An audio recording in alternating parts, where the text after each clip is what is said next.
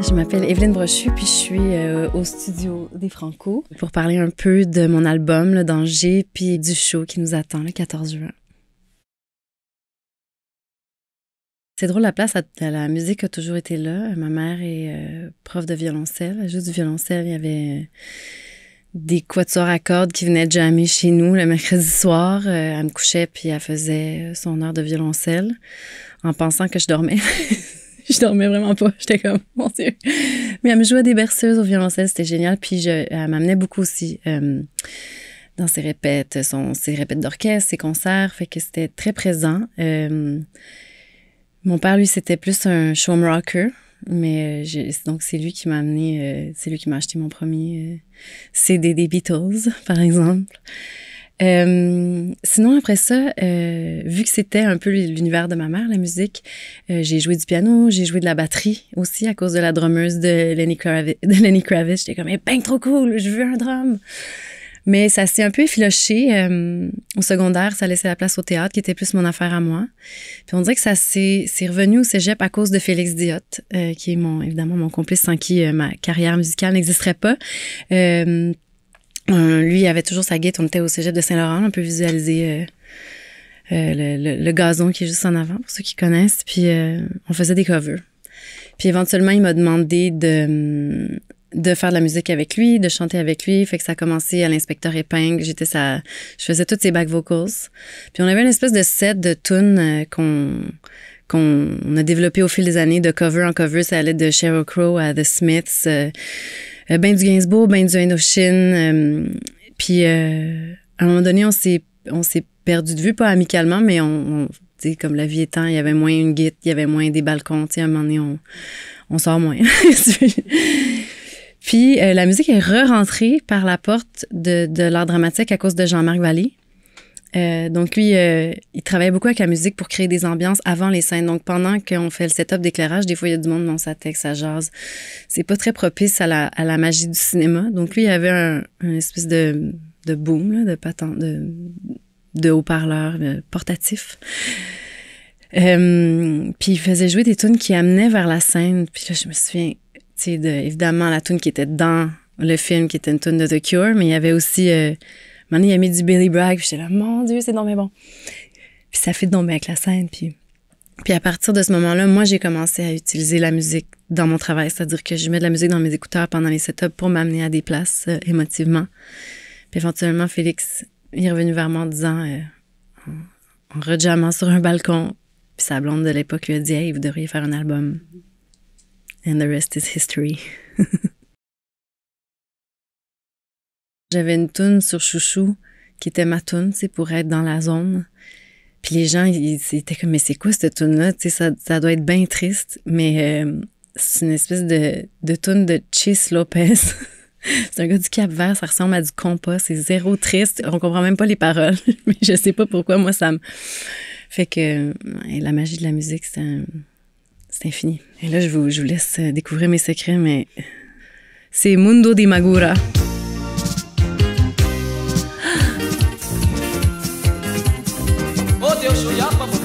Tu vois, c'est pas triste pantoute. C'est bon. Ça me fait brailler.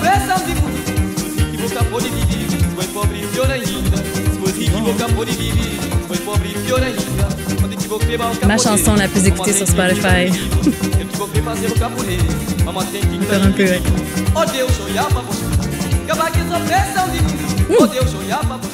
Que dans une autre vie, on se serait tout dit. On aurait vu la nuit redevenir le jour. On aurait fait l'amour. C'est drôle, hein, ce bout-là, il était pas dans le poème. Moi, j'ai écrit cet album-là en écrivant des poèmes puis en les envoyant à Félix. Puis Félix, il me revenait avec des mélodies puis il me disait, il manque des mots. Fait que toute cette partie-là, je ne dirai pas tout ce qui ne se dit pas. On avait la mélodie. J'étais là, Félix, c'est très long, c'est beaucoup de mots. Puis c'est mon bout préféré de la chanson. En fait, la genèse de cette histoire-là, c'est que Félix m'avait dit, tu sais, moi, je t'écris des tunes de filles, tu pourrais m'écrire des tunes de gars aussi, tu sais, parce que je pense qu'il aime ma plume puis tout ça.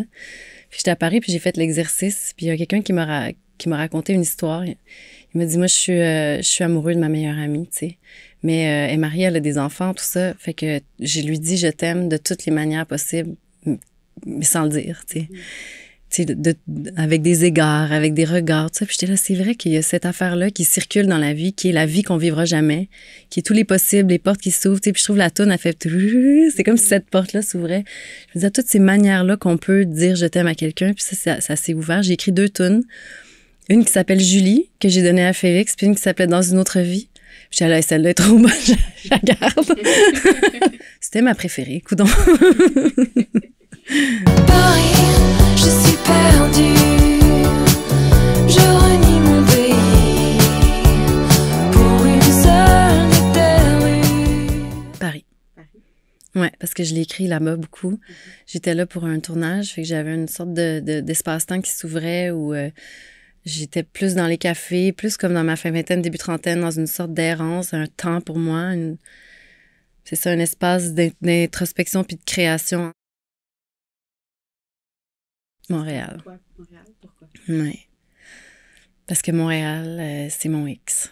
C'est ma maison, ça me ressemble. Je comprends les codes. Je trouve qu'il y a quelque chose aussi de... Il y a une magie qu'on trouve pas ailleurs. Il y a cette espèce de côté-là où si Montréal était une personne, je voudrais que ce soit ma meilleure amie, tu sais. Je l'aime, je veux passer du temps avec, je suis bien avec, elle m'inspire, puis elle m'apaise en même temps, puis je la trouve cool, puis ouais. Mais je sais pas. Je trouve que la France, c'est notre mère, puis les États-Unis, c'est notre père. J'ai l'impression qu'au Québec, notre mère, c'est Barbara, puis notre père, c'est Johnny Cash, puis que nous, on est l'enfant des deux. Fait que pour moi, aller à Paris, c'est comme aller faire un tour vers une sorte de mère idéalisée qui serait Barbara, mettons. Quand je danse, la la la. Quand je danse, je t'aime. Quand je danse, je t'aime. Simon Boulris, il m'a dit, toi, tu tasses des rideaux quand tu danses. Il dit, toi, je t'imagine, puis t'es là, tu tasses des rideaux. Puis là, depuis qu'il me dit ça, à chaque fois que je me vois en performance, je suis comme, bon, elle tasse un rideau. Mais ouais, moi, je pense que c'est les bras dans les airs et les yeux fermés, là, la tonne me dit. Et à la porte, je n'irai pas. Je sortirai par la ruelle. Je pense que c'est ça, c'est que le danger, c'est comme le moteur d'une sorte de désir, tu sais, de libération, puis de se sortir de toutes les micro-oppressions qu'on peut nous faire subir ou qu'on se fait subir à nous-mêmes. Cette espèce d'inquiétude-là, tu sais, on était post-pandémie quand j'ai commencé à écrire ce poème-là. Puis il y avait cette espèce de notion-là, tu sais, le danger est partout. Des fois, on veut nous faire vivre de l'inquiétude aussi, tu sais, pour nous faire acheter, nous faire voter, nous faire dire que quelque chose est de notre faute alors que ça ne l'est pas. Puis moi, cette image-là, tu sais, dans la chanson, ça dit, tu sais, qu'à la porte, je n'irai pas, je sortirai par la ruelle, j'irai jouer avec les chats, je sais que le danger, c'est toi. C'était une façon de tout remettre ça dans la cour de l'autre, puis dire, hey, moi, j'ai envie de légèreté, de liberté, de me sortir de ces dynamiques-là de culpabilité, j'ai envie de nostalgie, j'ai envie de mouvement, puis plus je bouge, plus il rate sa cible. Je suis pas la cible de ces messages-là, je refuse. Il y a une sorte de... C'est ça, je cherche le mot, mais de force centrifuge qui nous amène à devoir être dans la séduction. Puis ensuite, il y a l'opposé où on nous en veut. On nous demande aussi d'être responsable du désir qu'on suscite. Donc, rends-toi désirable, mais sois consciente que tu es aussi la maîtresse de la vertu. Donc, si tu en suscites du désir, je te blâmerai. Donc, c'est une espèce de situation de catch-22, lose-lose, horrible, que moi, je trouve qui est une perte de temps, une perte d'énergie et surtout qui nous déconcentre de nous. Il est où, moi, mon désir? Et où, moi, ma pulsion? Je suis pas en haut de la montagne de la moralité. Au contraire, je suis vraiment dans une espèce de... C'est un travail que je fais en ce moment.